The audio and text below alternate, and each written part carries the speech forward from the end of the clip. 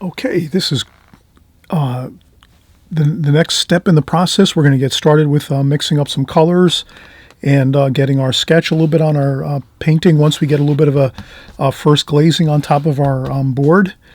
So we have oil board here.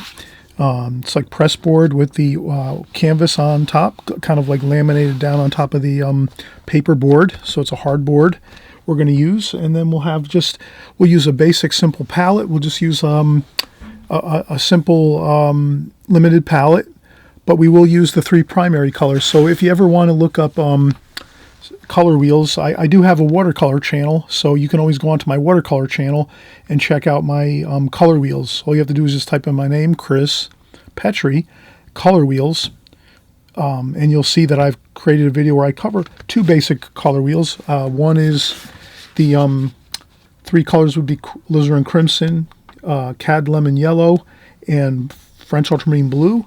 And then the other color wheel we covered was the cadmium red, cadmium yellow, and cobalt blue. And you can also create other variations of those three colors to create your secondary colors, which would be orange, green, and violet. So in those videos I explain how you can kind of make a color wheel and then also mix out a group of colors called tertiary colors, which kind of just blend all of these colors a little more to kind of give you more options as far as blending out the main primary colors, which is, red, yellow, blue. So basically, if you have red, yellow, and blue paint, you can mix all the colors you would ever need. And so that just shows you how you can kind of start out with your red, yellow, blue. You mix those together, you get your orange, your green, and your violet. And then if you keep mixing those all together, you can kind of get out into the tertiary colors, which are variations of these colors. So I get into more detail on that on my watercolor channel, but feel free to go check out my watercolor channel and type in just Chris Petri, the color wheel, and you'll see the video where I do cover these two color wheels. You can see how I created these two wheels, and then you can apply that with your oil painting. It's the same thing. Mixing colors is the same if you're using acrylics, oils, or watercolors. So let's first thing, let's do a light glazing over this entire panel here. So let's get our colors out on the wax paper. So I'm using, incidentally, all of my art supplies are down below in the comments section. You might have to click on the word more to see the links, but all those links go to Amazon, and then you'll see all of my art supplies. And I would say that with my art supplies, I only put the ones that I've used on a constant basis for many years. I put those art supplies in that list that you'll see, those links, so that I don't want to be telling you about products that I don't know about, that I haven't used a long time and haven't sort of tried out. And all the art supplies that I put in my comment section down below are all ones that I've used a long time. They work, fantastic, excellent quality. And you can always research other ones too. I don't tell you to definitely buy what I use, but all I'm saying is when I do suggest or have links in my description down below, these are products that I definitely, know they work really well and you won't have a problem with them at all. So let's get started here with the three primaries. We're going to use alizarin crimson. And again, this is Artisan Water Mixable Oil Color.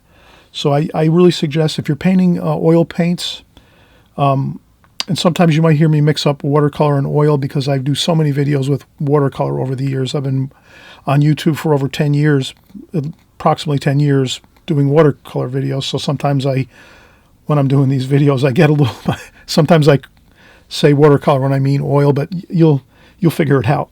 Anyway, this is the Artisan Water Mixable Oil Colors. And these are great because all you need is water. It's pretty much similar to watercolor. You just need a little bit of water to rinse off your brush, a little bit of water to maybe dilute your paint a little bit, and that's all you need. And it washes up with soap and water or just plain water.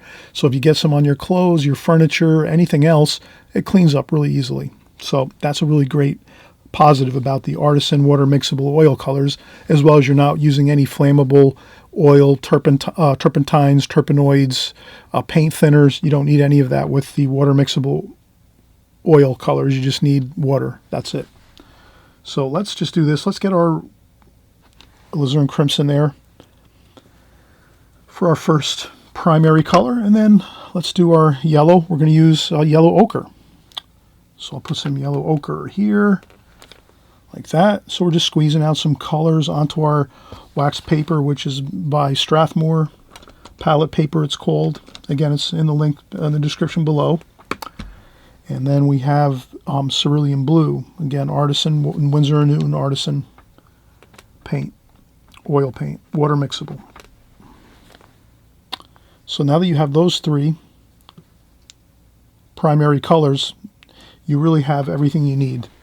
The only other thing I would mention is you could add like a brown. I'm going to use burnt umber. It's like an earth color, really beautiful color to mix in. So you can always add just a burnt umber if you wanted to, just to maybe gray down some colors if you want to when you're mixing your colors. That's all I mention.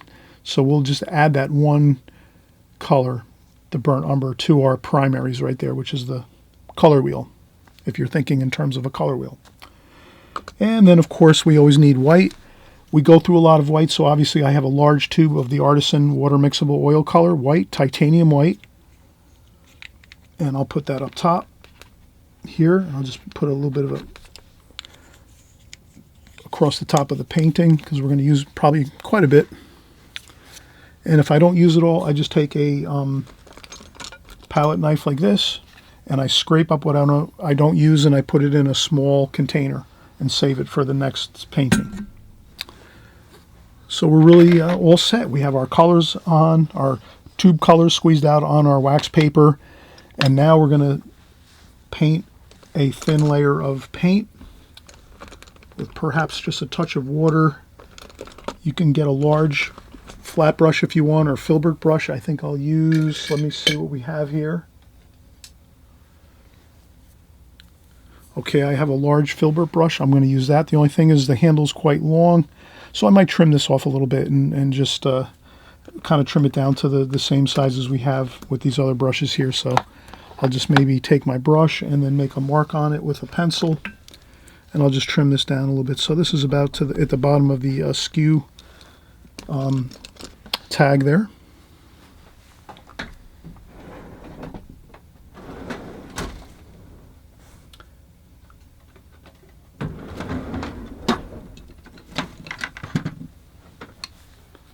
And I'll just use some Lyman's pliers and just kind of crimp around the brush.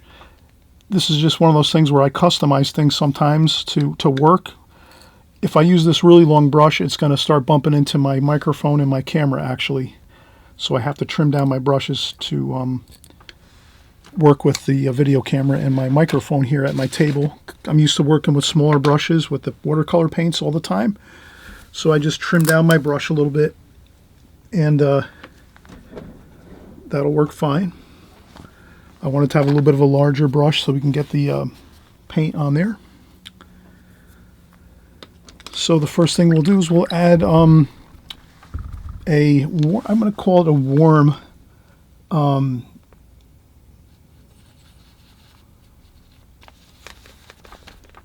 I'm going to use blue and red.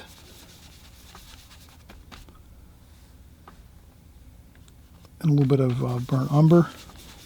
A little bit of, I think I'll use all three.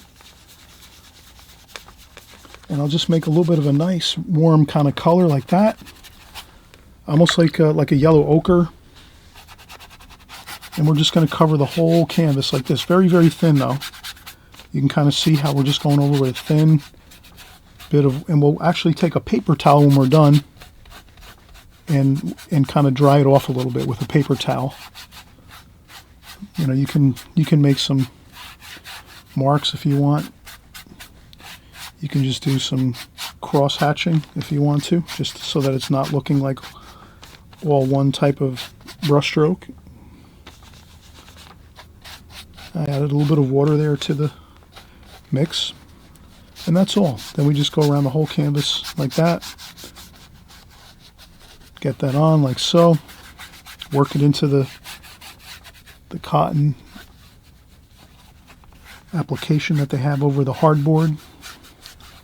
And then once you have that, then we can actually just take some paper towel, like this, some paper towel. And you can actually just blot up a little bit if you want, like that, with a paper towel.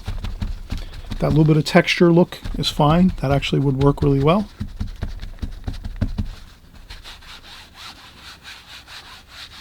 Okay, it's a little bit light. You can leave it a little darker. You can even do this like a day before and leave it a little darker. Your first prime coat, your first prime glazing, you can do that ahead of time like we just did here. You can do that a day ahead of time, let it dry, or 2 days. It may take a couple days to dry. And then you come back and paint over it. We're going to paint over it anyway, since we have it pretty much somewhat dry just by taking the paper towel and just giving it a good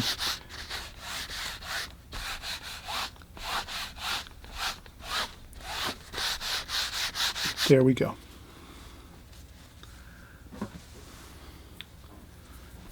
And then what I'll do is I'll also clean up my palette a little bit.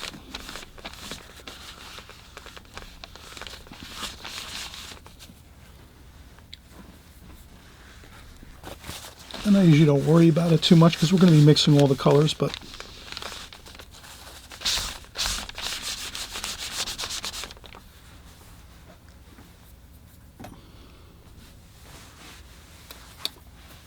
and again, we saw the finished painting when we started with. This is a Indian temple. So we have a figure, a seated figure here. We have the temple here with some a dome on top of these columns, and we have a little bit of a spire in the background, and we have some really good looking foliage here, some trees in the background. So we have really good structure to work with. Let's take our charcoal. Let me see if I can find my charcoal pencil.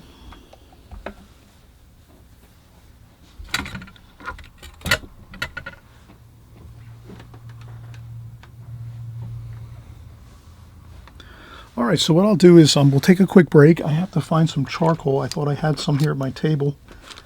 Maybe we can use some pencil here. That might work too. That's fine. We can use pencil. So what we'll do is we'll take our pencil line and we'll just kind of look here and see our reference photo, and we'll kind of start to plan out where everything is going to kind of be located on the canvas. So here we can kind of see that the underside of the dome in here, the temple area, that's about halfway across. So we can maybe make a pencil line like that. We can take a ruler if we want to and kind of go across here. It's on a little bit of an angle. So if you can see that in the photograph, it's on a little bit of an angle. So it's not quite straight level. It's got a little bit of an angle to it like that. So we'll do that same thing. We'll put our ruler down and give that a little bit of an angle just to start out with, like that. So hopefully you can see that. We have an angle up here, and then maybe about a little bit in from the edge over here, we have that column. So that column's about here. So that's where this goes a little bit this way. So that angles down a little bit like this. Just a touch like that. And then the top of the temple floor is about this much above the bottom of the painting. So we'll get a little bit of a feel for that. It comes down on a little bit of an angle like this. And then it goes on a little bit of an angle this way. Like that. And there's a step over here, so there's a step over here. So then we kind of, let's make our column. So we can maybe take that column and put it over this way. And don't worry about it if you lean into your paint. Sometimes it's better to sketch maybe beforehand. So the reason why it sometimes is best to prime your canvas first is you can do your drawing on your canvas first, and then once you're done with your drawing on your canvas, then you can put out your paint, because already I'm starting to lean in and get my hands into the paint over here on the left side. So just a kind of an indication of some better processes, and sometimes I'll just mention that I haven't done something that I think would be, sometimes there's ways to do things a little better. I think it's better to prime your canvas first, let it dry a couple days, then come back and then sketch it first with your pencil drawing or your charcoal, and then you put out your paints, and this way you're not leaning into paints and things like that, because I just noticed twice I've already put my hands into the paint, and that can be a problem sometimes. So in any case, let's get the columns in here. So I'm just going to make an indication of a column. These columns look almost plumb, not much of a taper to them, straight. And they corbel up toward the underside. There's also a flag that's over here coming down on an angle. And that's sort of hanging there. There's two flags. It looks like a red and a white, or an orange and a white. So I'll put those there like this. And then we have more very ornate stonework on this temple, so I wouldn't get too bogged down with too many details. I would try to keep it kind of simple. So we'll make the other column over here.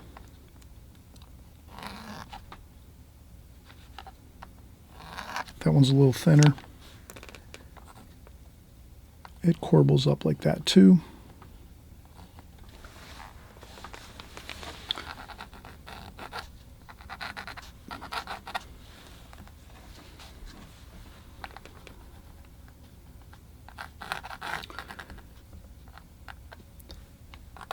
And then as we go up over here, you can kind of see that the right edge of this column is almost the same line that goes all the way up like this, where the dome is. And then it comes across here, and then it goes that way. And then the dome is in from this right side of the column coming up. The dome is in quite a bit, like over here.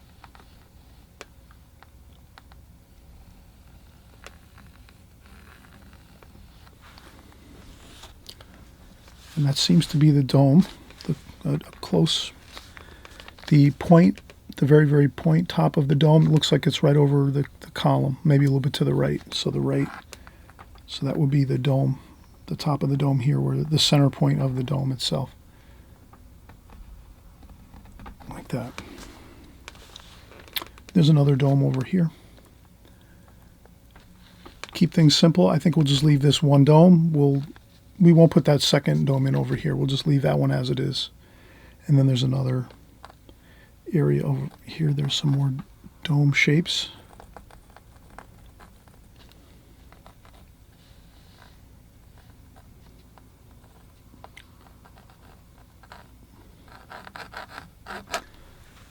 So I'm just trying to notice that this dome here, the top of this dome, is lower than up here. So I make sure I capture that.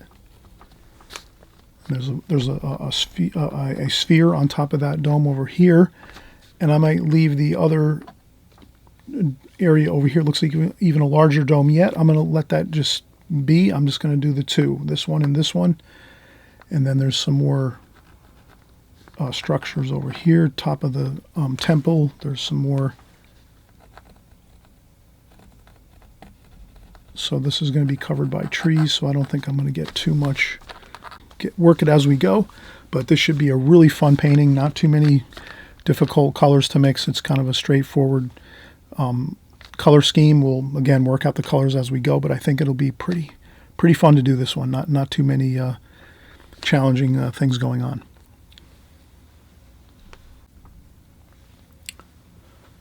All right, so let's get started again, and I'll rinse off my brush another time. I'll get some more paper towel. So I have my paper towels always in hand. Rinse off my brush, dry off a little bit of the water. And then we're going to start to maybe mix up. I think the next thing we'll do is mix up some greens to get some of the large areas of the green foliage here. So that's really our next game plan.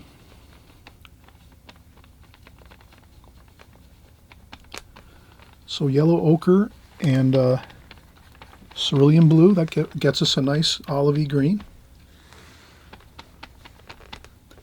Then we can take some burnt umber,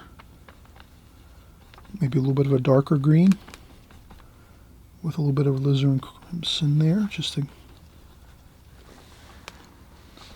with some more blue for some shadow colors.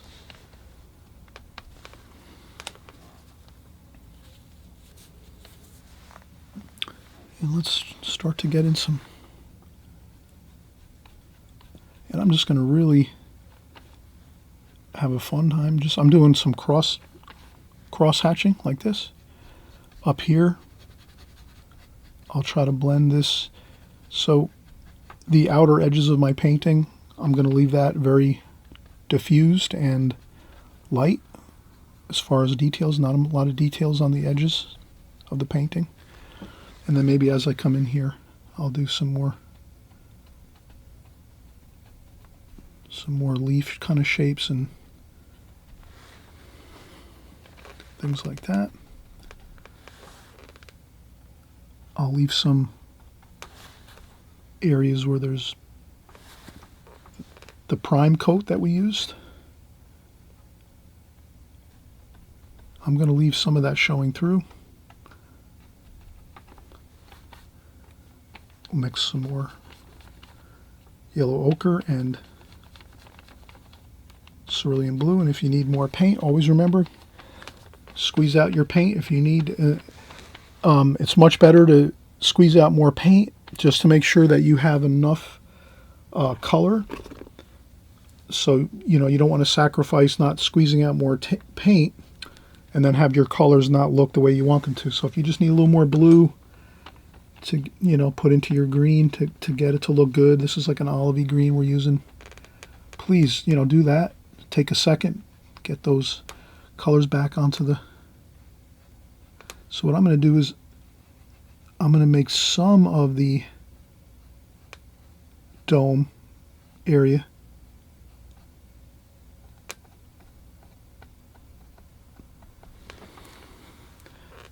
where there's some leaf forms and things, and then other areas maybe not so much, so that it doesn't feel like it's like we're just kind of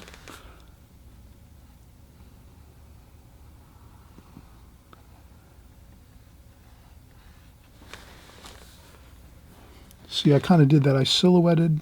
I didn't want to do that actually. So maybe we can fix a little bit of that.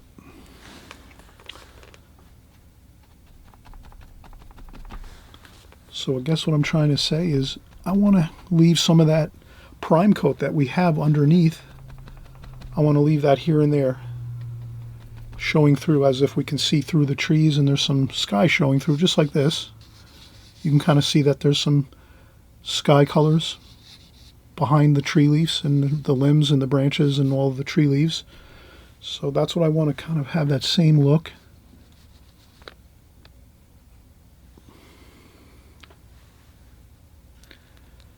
And there's some more greens over here, so I'm going to pick up some of that green. Now you can see I'm going a little thicker with the paint, which is fine.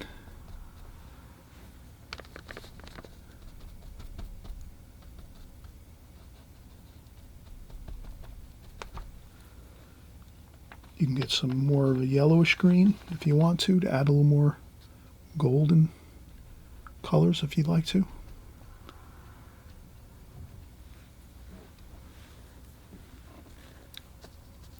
I would put some of that golden color, and as well as the green, a little bit here and there in the painting. Mix it around. Try to harmonize the colors as much as you can. So I'm going to try to take that yellow and green mix that we've been using all the way up here, and I'm going to start to mix it around a little bit into the painting. And that's just really a good way of ensuring that your painting's not going to look like disjointed and it's not harmonized, the colors. So you can always take those yellows and those greens that we've created and get them into the different areas of the painting that you've already painted. You can go right over.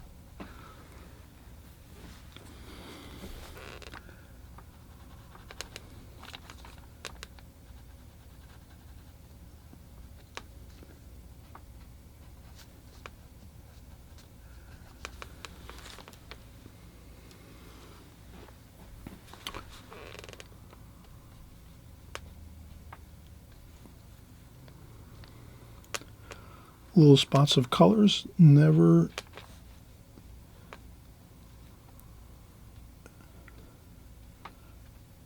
So I took yellow and red and just, kind of in a impasto fashion or a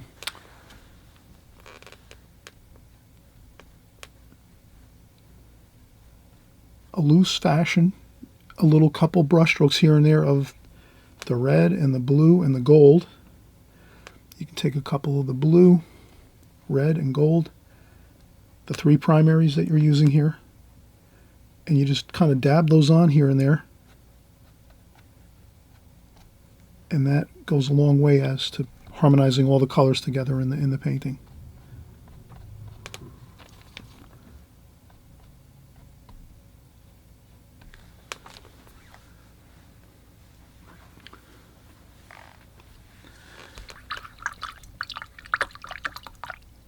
Then I'm going to rinse my brush off again.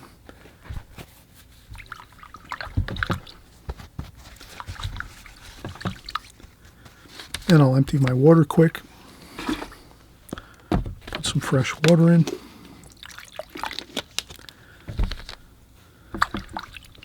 But we're making good progress. I think we're almost there, actually.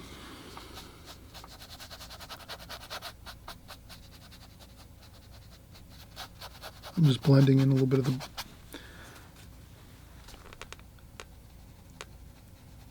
bottom area there. Okay, so I'm tending to think that I'm just going to leave that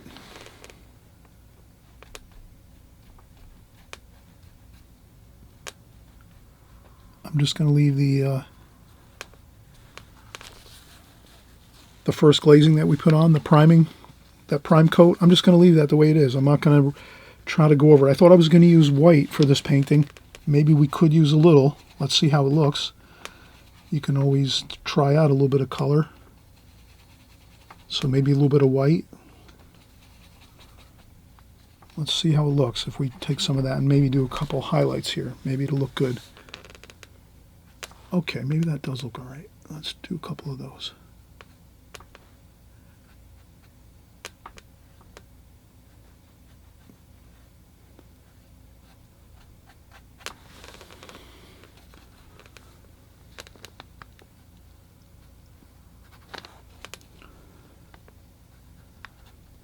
Okay, so if we add in a little bit of the white with a little bit of the yellow ochre and green, we do get a good bit of highlight. So we can do that for some highlights on this. And we can also make the clothing of the figure here the same way. But I would use it sparingly. I wouldn't go too much bonkers with the white here. I think just a little bit is going to look good.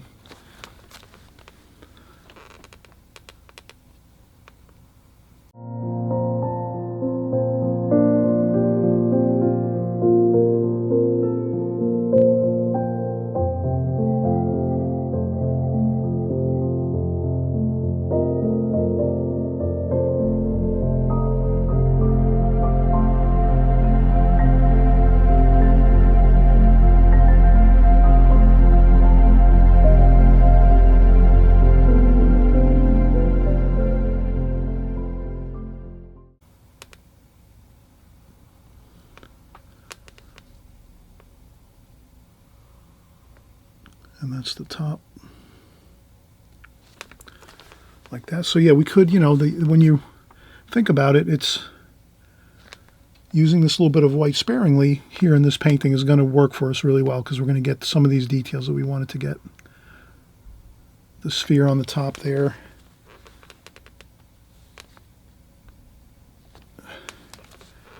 So it does kind of add some nice sparkle to the painting. Here and there.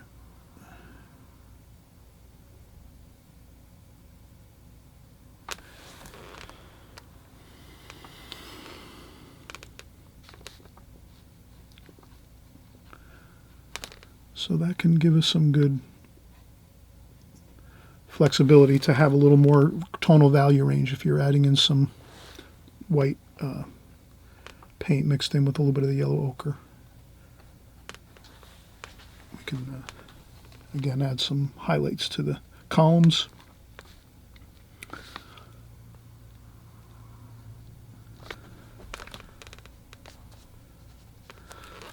But I think at this point we really are coming to a conclusion here, I think. Again, some more highlights.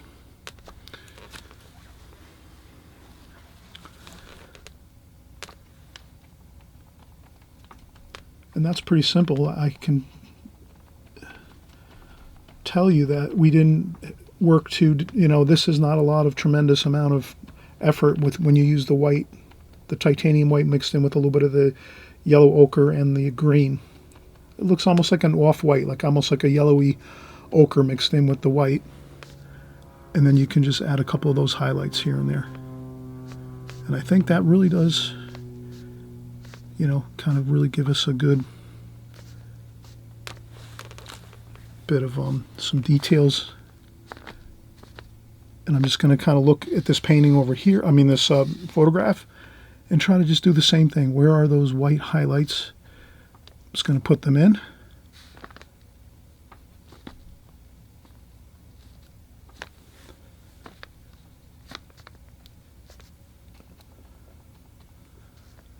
And then when you start to see that the white paint gets a little bit dull, then that means you just have to go in and pick up some more fresh paint. And then we'll just, let's do our figure next. I'll rinse off my brush again. I'll get a new paper towel. So I'll rinse off my brush really well, dry off the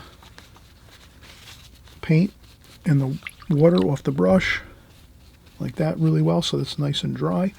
And then I'm going to pick up some more white and make that even brighter. But I will have a little bit of that yellow ochre kind of look to it.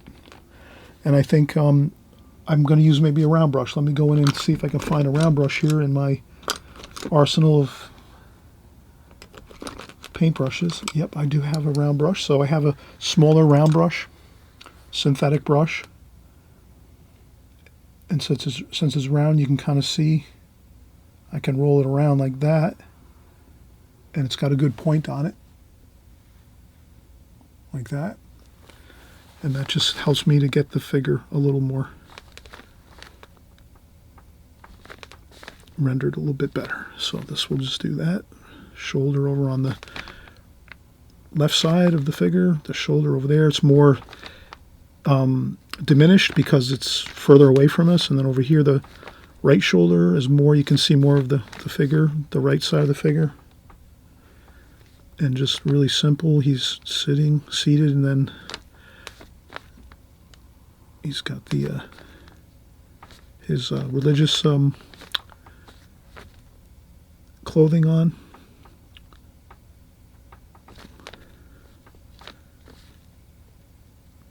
And I'll make it, I won't go with too many details. I think if I just go with less is more with our figures.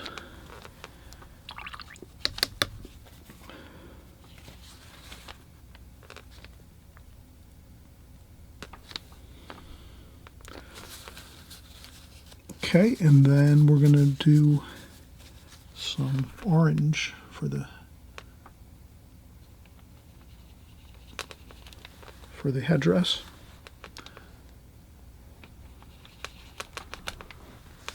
So I'll make some orange for the headdress with some white.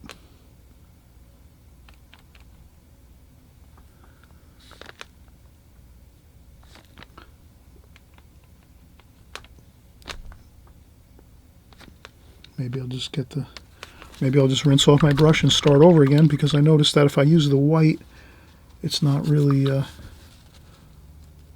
looking so great. So I'll get more red and yellow straight paint at this point. Straight paint, red and yellow, alizarin crimson, yellow ochre.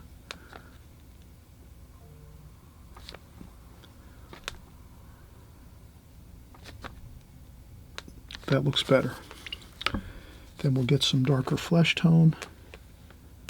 mixed in with that. So I just pick up some brown, mix it in with the orange, burnt umber, mixed in with that orange, get a more of a darker skin tone. And then we're just going to put that there, like that. And then we're going to, some orange there, like that. Maybe a couple, and I think that's fine. That really is enough with, you know, kind of avoiding too many details with the figure. That just gives us the indication of the figure there. Looks good. Not going to fuss around with it too much. We can go back and do a little more detail work if we want to. And again, more, you know, kind of like impressionistic style. We're kind of just having a fun time with our brush strokes. We're not getting too super accurate, you know, just try to get some interesting details in the... But I think that's good. I think we have accomplished everything. The only thing we have to do is one more thing here. I did notice that these banners and things and flags over here on the left side by this column, let's get those in. Again, those are kind of a red, orangey red. We'll use thicker paint, so I'll pick up some good thick paint there. Red and yellow. Yellow ochre and alizarin crimson. And I'll pick up the paint with the brush, and then I'll just try to kind of get the overall... looks more red.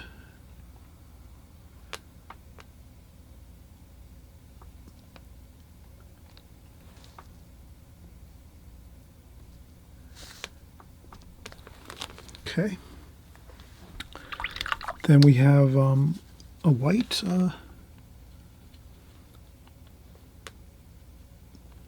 maybe a touch of blue. Make it kind of a cooler white.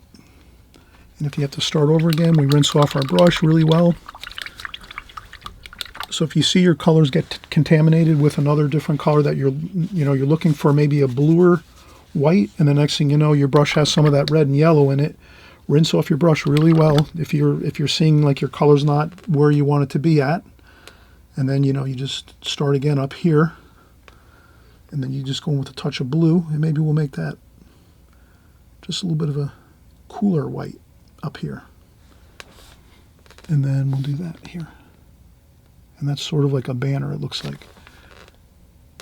And we're going with the thicker paint.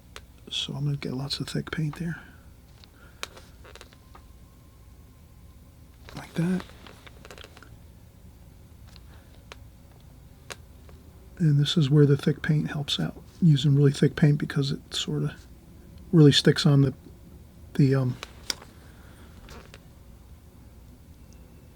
on the board.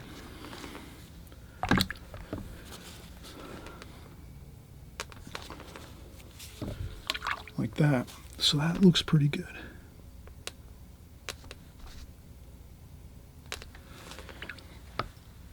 And then we'll just make the pole, the flag pole that goes across here.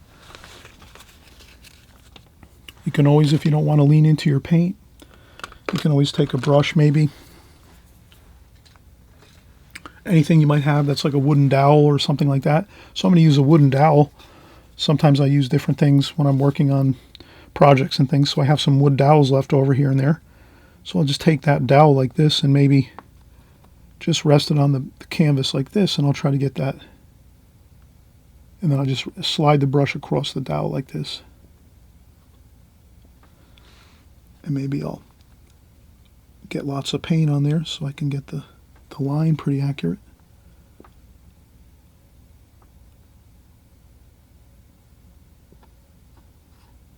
Like that. So that looks pretty good. I think it's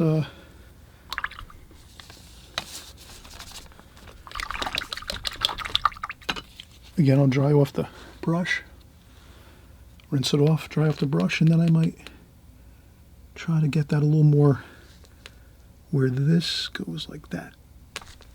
That looks better. And then maybe even make a little small.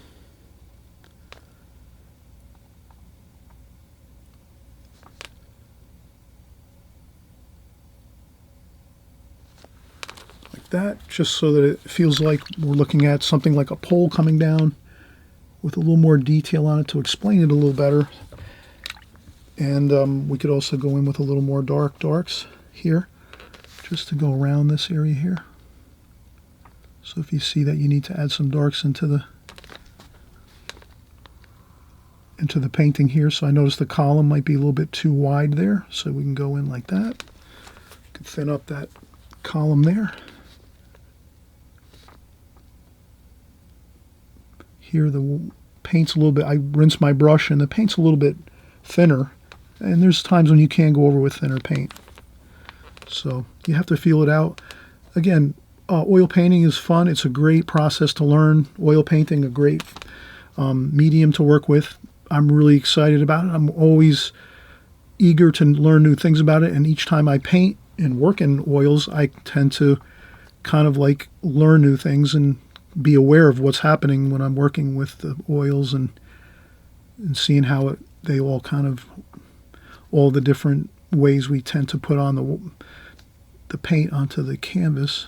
I try to make sure I'm like aware of what's going on so I can remember for the next time what I can do to, you know, help things along a little better, make my paintings look a little better each time. But I think we have a finished painting here. Looks good. We'll peel off the tape maybe and see how that everything looks. Once you have a border around it, it looks a little better. So if we just peel our tape off, I have some drafting tape on my canvas. And again, it leaks underneath the tape a little bit, but the main thing is we do have the tape on there, and it does kind of help us to isolate the composition. And then, you know, we can do a few little extra, maybe a couple of lines here on the ground here that maybe like indications of maybe some large slabs of stone that have joints, separations in the stones. So if we do that, we just put a couple of those lines like that in our foreground. That goes a long way. But again, I would avoid fussing around too much. I get in trouble too doing that, trying to fuss around at the end of a painting. Let's leave it kind of as if we have to pick up everything, all of our easels and our paints and brushes, and get all our gear, and we have to go to another location to paint somewhere else if we're on a trip or something, right? If we're on a workshop overseas somewhere, maybe we're in India, we're painting this beautiful temple here, and then next thing you know, the guide says it's time, we have to get going to the next destination, so there's no time for fussing around too much. We just try to kind of get everything wrapped up as best we can for the time being, and then we'll move on. So we can add a little line there. I see that same line there in the picture. So I hope you had a fun time. Let's come back again very, very soon. I always mention, feel free to subscribe on the right-hand side below if you like these oil paintings that we're creating, and we're doing all kinds of different subject matter on this channel. You can do some recapturing some of the lights so that we don't have our domes looking like they're cut out and pasted on the paper. So you can lift up with some paper towel like that. Kind of blend in some edges like that.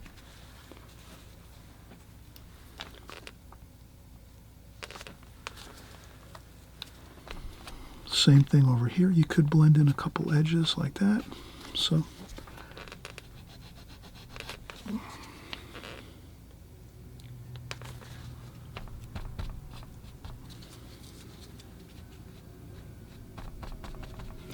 all right, so again, we've had a lot of fun